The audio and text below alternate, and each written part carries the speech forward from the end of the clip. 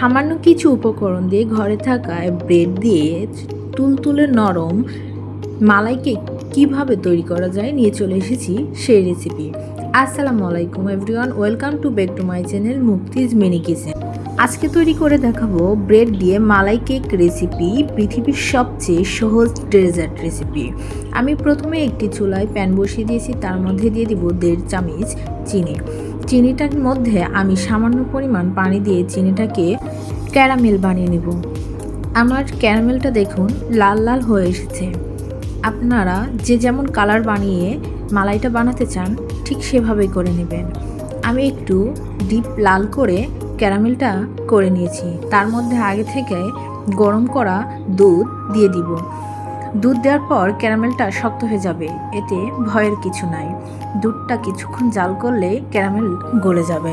তারপরে দিয়ে দিব 1 চামচ চিনি এবং 1 প্যাকেট গুঁড়া দুধ। গুঁড়া দুধটা দেওয়ার কারণে আমার মালাইটা খুব তাড়াতাড়ি ঘন হয়ে যাবে। আমার মালাইটা প্রায় হয়ে এসেছে দেখুন। এরপর আমি নিয়ে নিব চারটা করে 8টা ব্রেড। আমি ব্রেডটার 4 সাইড কেটে নিব। দেখুন কিভাবে কেটে নিয়েছি ছুরির সাহায্যে। কেটে নেওয়ার পরে আমি প্লেটের উপরে সুন্দর করে সাজিয়ে নিব 4টা করে 8টা ব্রেড।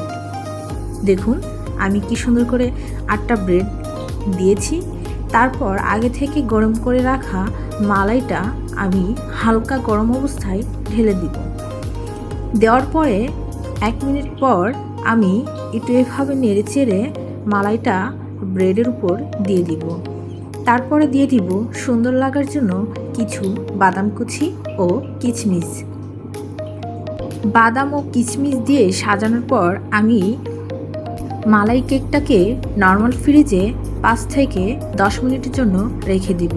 একটু ঠান্ডা হলেই তারপর পরিবেশন করুন আজকের ব্রেড মালাই কেক, পৃথিবীর সবচেয়ে সহজ ডেজার্ট রেসিপি। আপনি যদি আমার চ্যানেলের নতুন সদস্য হয়ে থাকেন তাহলে অবশ্যই আমার চ্যানেলটিকে সাবস্ক্রাইব করে রাখবেন পরবর্তী ভিডিও নোটিফিকেশন পাওয়ার জন্য। আর লাইক কমেন্ট শেয়ার করতে একদম ভুলবেন না। আজকের রেসিপিটি যদি আপনাদের ভালো লেগে থাকে তাহলে অবশ্যই আমার ভিডিওটি শেয়ার করে দিবেন। আবারও দেখা হবে নতুন কোনো রেসিপি নিয়ে। সে পর্যন্ত ভালো থাকুন, সুস্থ থাকুন। আল্লাহ হাফেজ।